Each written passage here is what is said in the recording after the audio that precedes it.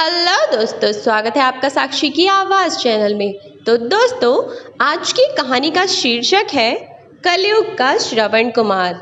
ये कहानी है एक ऐसे बेटे की जिसने अपने पिता की मौत के बाद किसी भी हालात में, किसी भी कंडीशन में अपनी माँ को अकेला नहीं छोड़ा। हर समस्या में, हर परेशानी में, हर मुश्किल समय में अपनी माँ के साथ डटकर खड़ा रहा। उमा, शादी की 35वीं सालगिरह मुबारक हो आपको भी, उमा जी ने रमेश जी से कहा। तभी रमेश जी ने एक सुंदर सी सोने की चैन उमा जी को दी, जिस पर बड़े बड़े अक्षरों में यू और आर बना हुआ था। आखिर आपने हमारे नाम इस चेन में जोड़ ही दिए ना? हाँ, तुम्हें कब से ऐसी चैन चाहिए थी ना, तो मैंने सोचा इससे अच्छा मौका कब होगा। वैसे भी क्या पता कल मैं रहूं ना रहूं। शुभ शुभ बोलिए, ये कैसी बातें कर रहे हैं आप? अभी तो 35 साल और साथ निभाना है। क्या बात है? उमा जी से पूछा। वह बोली, पता नहीं, मेरा जी बहुत घबरा रहा है। ऐसा लगता है जैसे कुछ बुरा होने वाला है। क्यों घबरा रही हो उमा? जब हम साथ हैं तो घबराने की क्या बात है? आप सही कह रहे हैं। मैं तो बस भगवान जी से यही प्रार्थना करती हूँ कि हमारे घर को किसी की नज़र ना लगे। तभी उमा जी की बहू मुंह सिकोड़ते हुए अपनी सहेली से बोली, बुढ़ापे में अपनी 13वीं के लिए पैसा इकट्ठा करने के बजाय दोनों शादी की सालगिरह मना रहे हैं। अगर इन दोनों में से कोई एक परलोक सिधार गया तो कैसे होगा? इन्हें तो अपने बेटे की हालत नज़र नहीं आती। छोटी सी नौकरी है, ऊपर से इन दोनों के रोज़ के नए ड्रामे। बहू इतना बोल ही पाई थी कि अचानक रमेश जी ज़मीन पर गिर पड़े। डॉक्टर को बुलाया गया, लेकिन तब तक रमेश जी की मौत हो चुकी थी। उन्हें अचानक ही हार्ट अटैक आ गया था। रमेश जी की मौत के बाद घर में खुशी का माहौल दुख में बदल गया। 15 दिन बाद उनका बेटा जतिन उन्हें अपने साथ अपने घर ले गया। माँ, ये रहा आपका कमरा। गांव वाले कमरे के जितना बड़ा तो नहीं है, पर अगर आपको यहाँ कोई दिक्कत हो तो बता दीजिएगा। नहीं नहीं बेटा, कैसी बात कर रहा है? सब अच्छा है यहाँ। अच्छा बेटा, ये कुछ गहने हैं, इन्हें बहू से कहकर अलमारी में रखवा देना। माँ, ये तुम्हारे अपने गहने हैं, इन पर सिर्फ आपका हक है, किसी और का नहीं। इन्हें आप अपने पास ही रखो। उमा जीत ने गहनों को रखती उनकी बहू ने आकर गहने हाथ से झपट कर कहा, माँ जी लाइए, गहने मैं रख लेती हूँ, इन्हें अपने लॉकर में रखवा दूंगी। बहू, जैसे तुम्हें ठीक लगे, उमा जी ने कहा। अच्छा माँ, अब मैं चलता हूँ, ऑफिस जाना है। आपको कुछ चाहिए तो रश्मि है यहाँ, उससे कह देना जो चाहिए हो। यह कहकर जतिन वहाँ से चला गया। तब गहने के डब्बों को खोलती हुई रश्मि बोली, वैसे माँ जी, कहना तो नहीं चाहिए, पर आपको अपने बेटे की बिल्कुल भी फिक्र नहीं है। फालतू में शादी की सालगिरह पर इतना खर्चा करवा दिया। लेकिन बहू, ये सब तो प्रिया और जीतू चाहते थे ना? अरे बच्चों का क्या है, वो तो निकल पड़े आपके सालगिरह पर आप दोनों की शादी करवाने, पर खर्चा तो हमको उठाना पड़ा ना।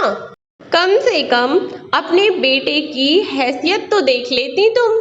एक तो सालगिरह पर इतना खर्चा, और ऊपर से बाबूजी चल बसे, उनके अंतिम संस्कार और बाकी चीज़ों में इतना खर्चा हो गया।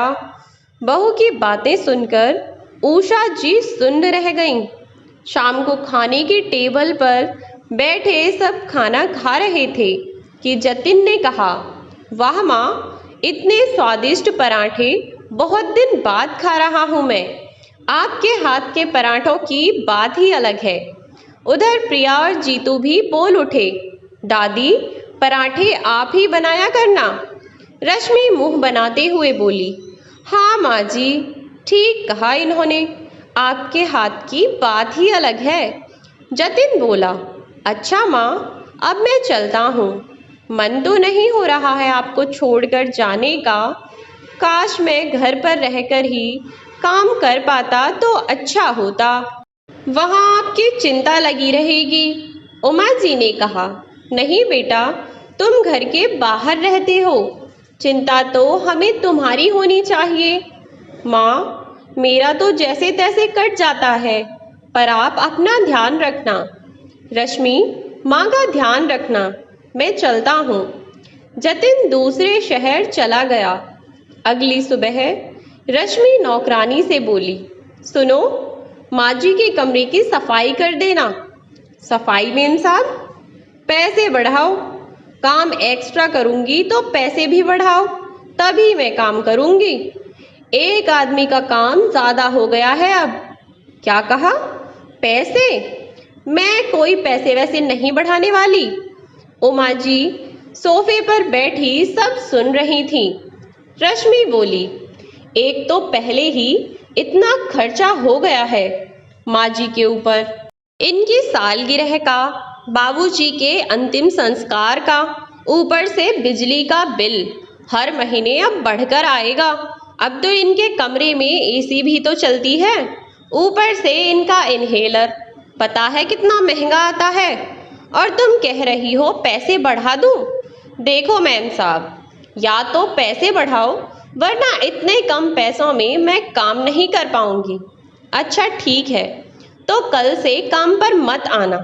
ठीक है, नहीं आऊंगी, नौकरानी बोली। बहू, कम से कम 2-3 दिन तो रुक जाती। जब तक दूसरी नौकरानी नहीं मिलती, तब तक अकेले ये सब काम तू कैसे करेगी? अच्छा, तो तुम कर लेना। वैसे भी पूरे दिन बिस्तर पर पड़ी तो रहती हो, थोड़ा बहुत काम करोगी तो एक्सरसाइज भी हो जाएगी, वरना पड़े पड़े हाथ पैरों में जंग लग जाएगा। समझी तुम? बहू की बातें सुनकर उमा जी चुप बैठ गईं। कहती भी क्या? तभी रश्मि अंदर से झाड़ू उठाकर लाई और लाकर उमा जी के सामने झाड़ू फेंकती हुई बोली, ये लो झाड़ू, पूरे घर में झाड़ू पोंछा कर देना। पर बहू, मैं कैसे करूंगी ये सब काम? मुझसे तो बैठ जाऊं तो उठा भी नहीं जाता। उमा जी ने गिड़गिड़ाते हुए कहा। आंख दिखाती हुई रश्मि बोली, जितना कहा है उतना करो। इतना कहकर रश्मि अपने काम पर हॉस्पिटल चली गई। लंच में जब उसकी सहेली उसका खाना खाने लगी तो बोली, अरे रश्मि, बड़ा स्वादिष्ट खाना है। कोई नई काम वाली रखी है क्या तुमने, जो इतना अच्छा खाना बनाती है? बताना, किसने बनाया है ये खाना? रश्मि बोली, अरे मेरी सास ने बनाया है।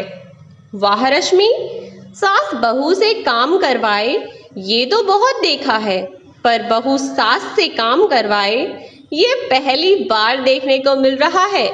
रश्मि हंसती हुई बोली, फ्री की काम वाली किसको पसंद नहीं आती, ये बताओ।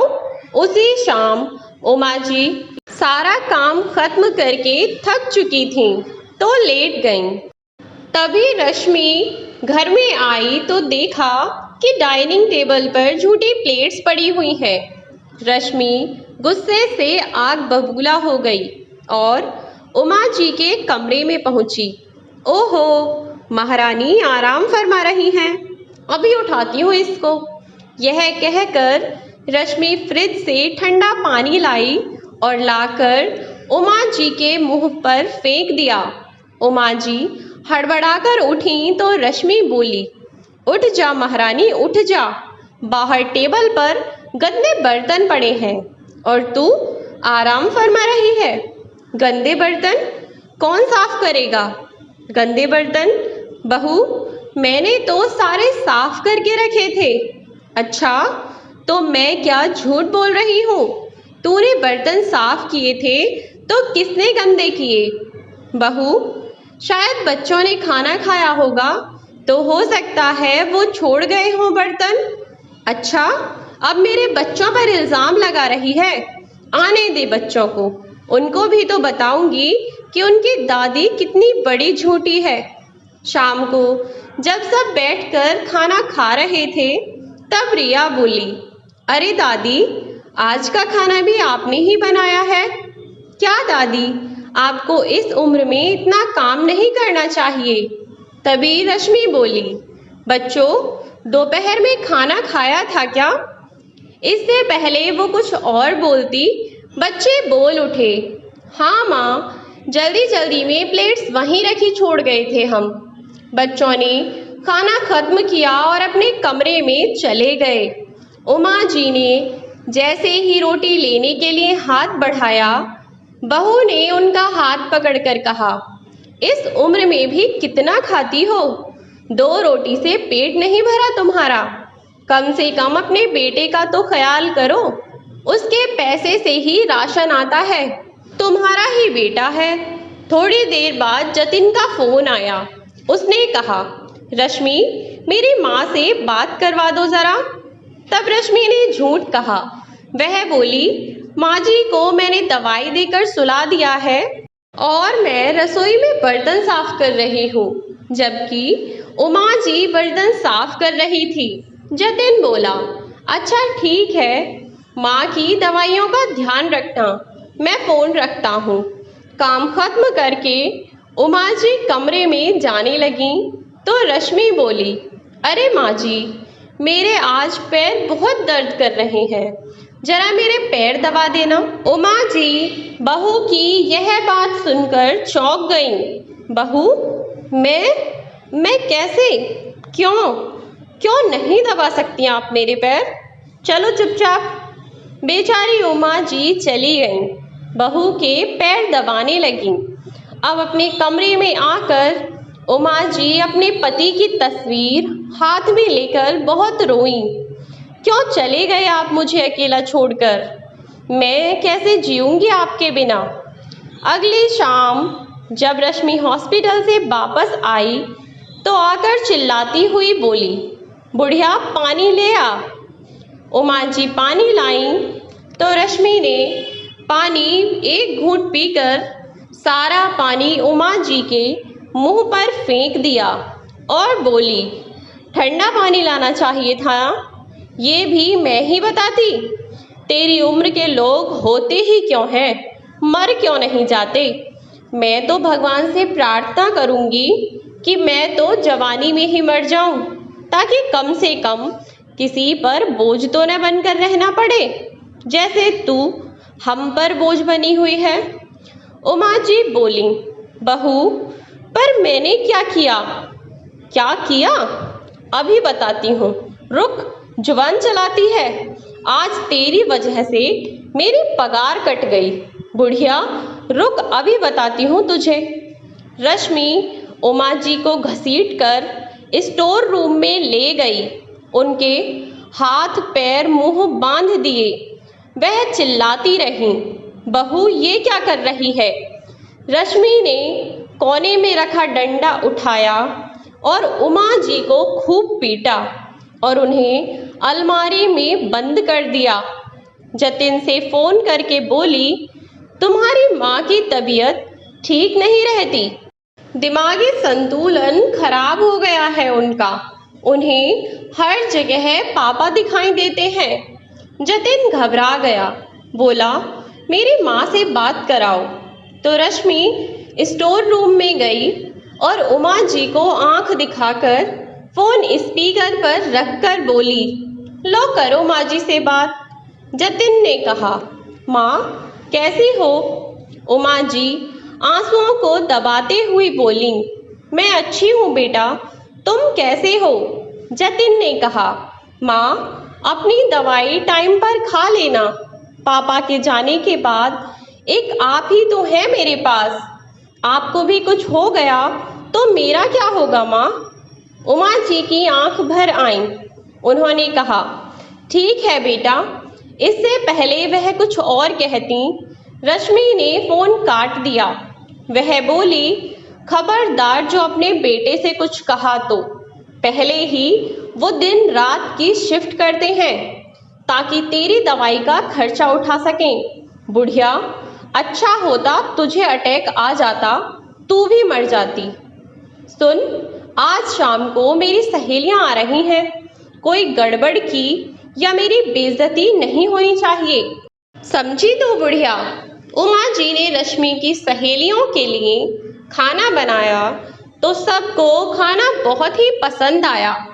अगले दिन रश्मि की सारी सहेलियां बोली, हमारे यहाँ भी अपनी सास को भेज दिया कर काम करने। रश्मि बहुत अच्छा खाना बनाया था। बस फिर क्या था, रश्मि ने अपनी सहेलियों से एडवांस में ही पैसे ले लिए उमा जी को उनके यहाँ नौकर वाला काम करने के लिए भेजने के। अब उमा जी से रश्मि बोली, सुन, घर का काम खत्म करके तुझे मेरी सहेलियों के घर भी जाना है। उमा जी ने मना किया तो रश्मि ने उन्हें बहुत मारा और बोली, बता अब जाएगी या नहीं। बेचारी उमा जी जाने को तैयार हो गईं, मार के डर से। उधर जीतू और प्रिया आपस में बातें कर रहे थे। बात करते हुए बोले, प्रिया, तुझे दादी का व्यवहार अजीब नहीं लग रहा? हाँ भैया, दादी पहले तो ठीक थी, कुछ तो गड़बड़ है, पता लगाना पड़ेगा। अगले दिन सुबह दोनों बच्चे स्कूल जाने का बोलकर वहीं कहीं छुप गए और देखने लगे कि आखिर बात क्या है। उमा जी रश्मि की एक सहेली के यहाँ काम करने नहीं पहुँची तो रश्मि जब गुस्से में आग बबूला होकर आई और बोली, तू मेरी सहेली के घर काम करने क्यों नहीं गई बुढ़िया? बेटा, मैं बहुत थक गई थी। अच्छा, थक गई थी तू? अभी रुक। रश्मि किचन में गई और लाल मिर्च का पाउडर सास के मुंह में भर दिया। उमा जी तड़पती रहीं, लेकिन फिर भी रश्मि ने उन्हें पानी न दिया। ये सब उसके दोनों बच्चे देख रहे थे। उन्होंने इसका वीडियो बनाकर वायरल कर दिया। उधर जतिन भी बहुत परेशान था तो उसका दोस्त बोला, तू जा, घर हो आ, वरना परेशान ही रहेगा। माँ की चिंता में जतिन घर आने के लिए निकला। उधर अगली सुबह जब रश्मि हॉस्पिटल पहुंची तो सब उसे घूर रहे थे। उसकी सहेली ने कहा, तू अपनी सास के साथ ऐसा व्यवहार करती है? वीडियो सब जगह वायरल हो चुकी थी। रश्मि गुस्से से पागल होकर घर के लिए निकल गई। आते ही उसने उमा जी को थप्पड़ मारते हुए कहा, बता, कौन था तेरे साथ जिसने वीडियो बनाई? वीडियो? कैसी वीडियो? बहू, मैं नहीं जानती तू क्या कह रही है। अच्छा, तू ऐसे नहीं बताएगी। रुक अभी। रश्मि ने गरम प्रेस उठाकर उमा जी को जलाने के लिए जैसे ही हाथ बढ़ाया, जतिन ने उसका हाथ पकड़ लिया और पुलिस को भी बुला लिया। वह बोला, तू मेरी माँ के साथ ऐसा व्यवहार करती थी और मैं बेवकूफ़ ये सोचता रहा कि तू मेरी माँ की सेवा कर रही है। शायद पापा नहीं रहे, माँ इसलिए इतनी बीमार और कमज़ोर हो गई हैं। मैंने तुझे अपना परिवार सौंपा और तूने क्या किया मेरी माँ के साथ? अरे, तू औरत है या नागिन? तूने मेरी पीठ पीछे मेरी माँ का ऐसा हाल कर दिया, तुझे शर्म नहीं आई? इंस्पेक्टर, ले जाओ इसे मेरी नज़रों के सामने से। पुलिस रश्मि को गिरफ्तार करके ले गई और इस तरह रश्मि को उसके बुरे कर्मों का फल मिला। उमा जी के दुखों का शायद अब अंत हुआ। तो दोस्तों, ये थी हमारी आज की कहानी आपको कैसी लगी मुझे कमेंट बॉक्स में ज़रूर बताएं। वीडियो अच्छी लगी हो तो लाइक, शेयर और सब्सक्राइब करना बिल्कुल ना भूलें। मिलती हूँ आपसे एक नई कहानी के साथ नई वीडियो में। तब तक के लिए बाय बाय दोस्तों।